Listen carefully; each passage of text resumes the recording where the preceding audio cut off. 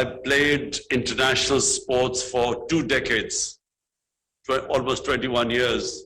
And it's one of the longest playing careers of an international athlete. When I left my sport, normally athletes stay in the sport for the rest of their lives. Because if you reach a certain status in sport, in other words, if you become a world class, you have the easy way to commentate on it, be in the media, do whatever, coach. So all these avenues are open for you. But when I left my sport, I never wanted to go back to it, because I always feel that the human potential, God has given us, all of us, enormous potential. But that potential only you can achieve if you keep challenging yourself. The moment you stop challenging yourself, there's no such thing as a plateau in life. Either you're going up, and the moment the challenge goes, you go down. So this is how the Almighty has made us human beings. So I always wanted to leave the sport after I'd finished, because it was an easy life and I didn't want to stay in that life. So I first built this cancer hospital after I left sport, because there was no cancer hospital in Pakistan, and it was the biggest charitable institution in the country too. It still is, and I have built now a second cancer hospital from donations, and I'm in the process of building a third one. And I've built 2 universities, and all of these are charitable. They are not commercial. They are basically for people who can't afford quality university education. Most people can't afford cancer treatment. So these are more or less 75% free in the hospital treatment, cancer, and 90% of the people in the universities get free education. So that was the way I was headed. And then I decided to go into politics, because I realized that our country was being destroyed by crooked politicians. My belief is that countries are poor only because of corruption. And corruption is a symptom of not having rule of law. And by rule of law, I mean that a country that cannot bring the powerful crooks under the law, they become banana republics, they become poor countries. And that's why I came into politics. My manifesto was based on 2 principles. One was rule of law, and second was to make Pakistan a welfare state. That's why I came into politics 25 years ago. And I struggled for 22 years before I finally got into office. Yes, that's what an inspiring story. So, Prime Minister, my first serious question is about Afghanistan. Afghanistan is a neighbor of both Pakistan and China. How do you see the situation there evolve in the near future? What should be the role of China in helping stabilize the country, if any? And also, many in the United States have blamed Pakistan's support for the Taliban in America's failure in Afghanistan. What would be your take on that accusation? Well, firstly, the Americans did not study the history of Afghanistan. There is a saying that those who do not learn from history are condemned to repeat it again. So anyone who understood the history of Afghanistan would never have done what the Americans did. And I was the one who from day one kept saying that the Americans would militarily, they will not succeed in Afghanistan. First of all, they were never clear on what they were trying to achieve in Afghanistan. Was it nation building? Was it democracy? Was it liberating the Afghan women? They had no clear aims.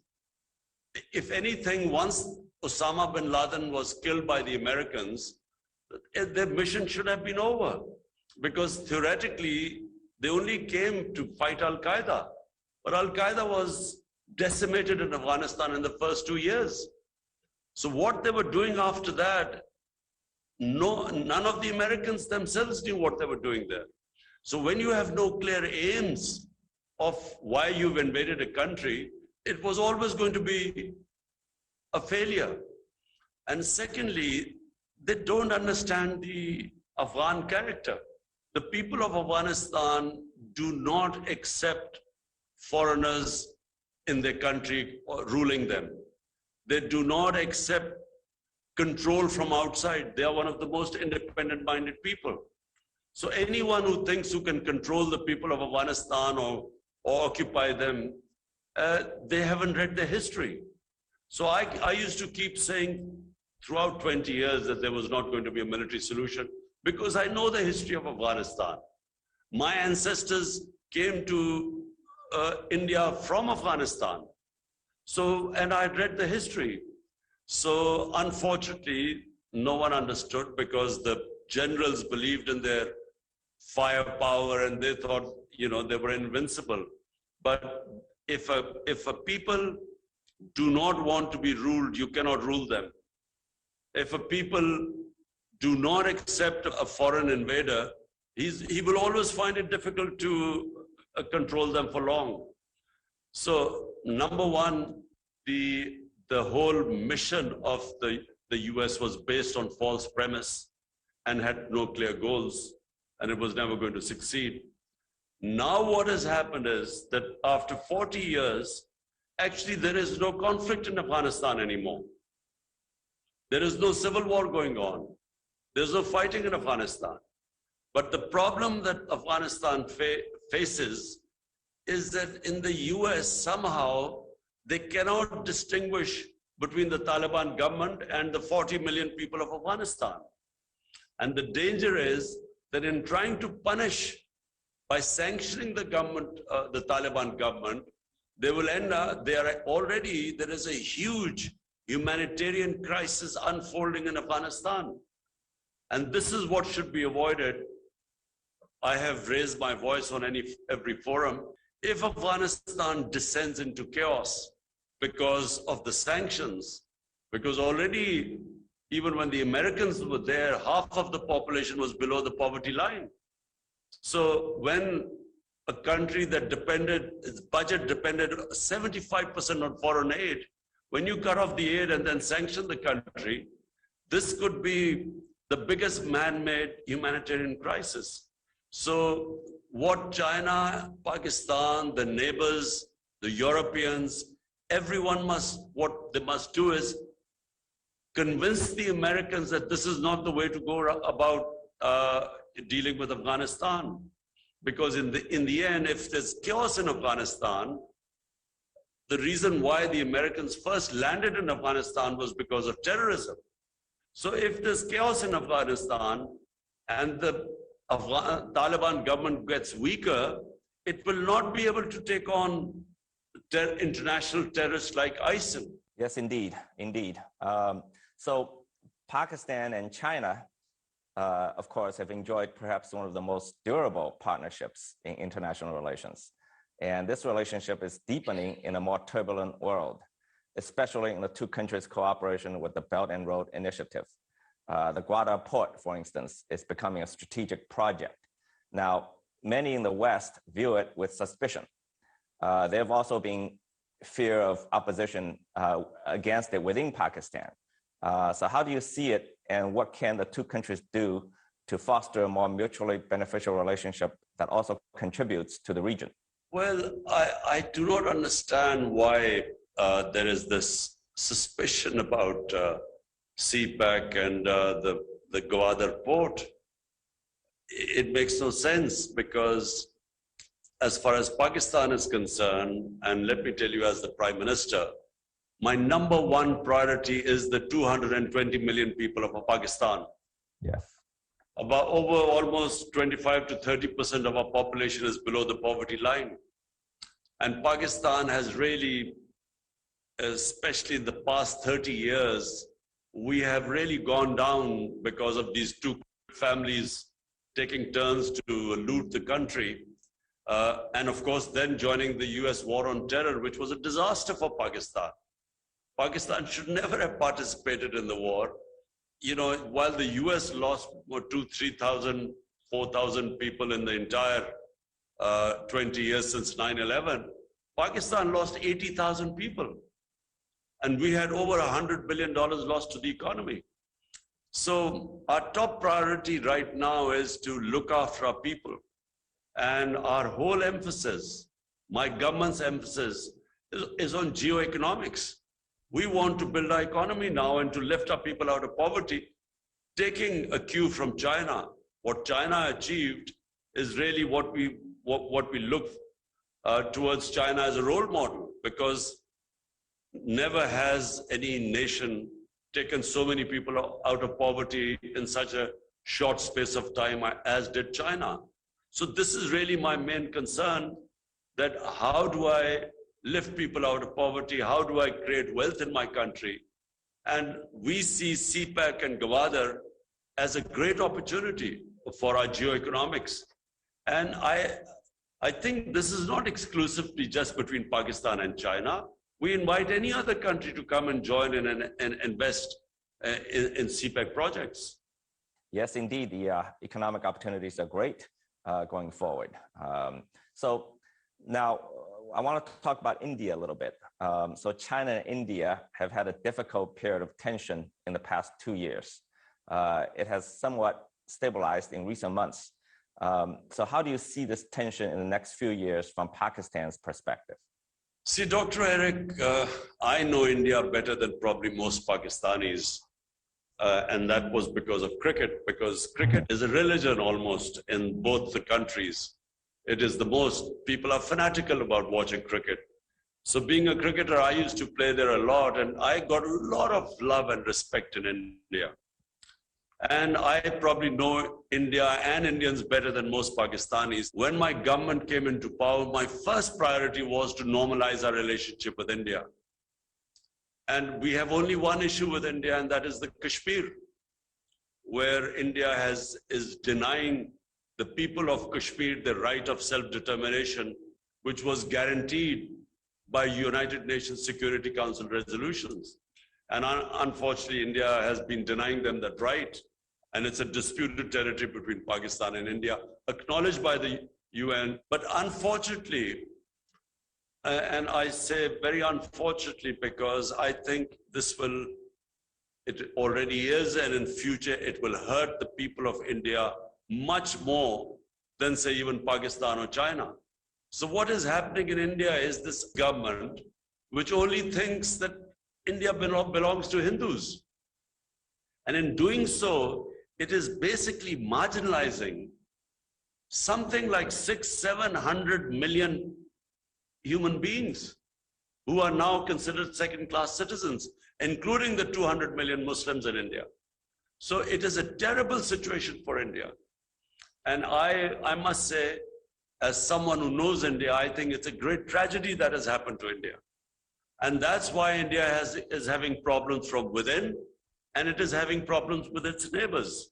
We just hope that better sense prevails there, because as things are going, I think India is going to damage itself much more than anyone else. Oh, this certainly sounds concerning. So, Prime Minister, how do you see Pakistan's relationship with the United States in the next several years? With its failures in both Iraq and Afghanistan and many internal problems, the US seems to have lost much of the hegemonic power it acquired at the end of the Cold War. Are we moving towards a more multipolar world order? And how do you see the rivalry between China and the US in this new global situation? And where would you place Pakistan in this new situation?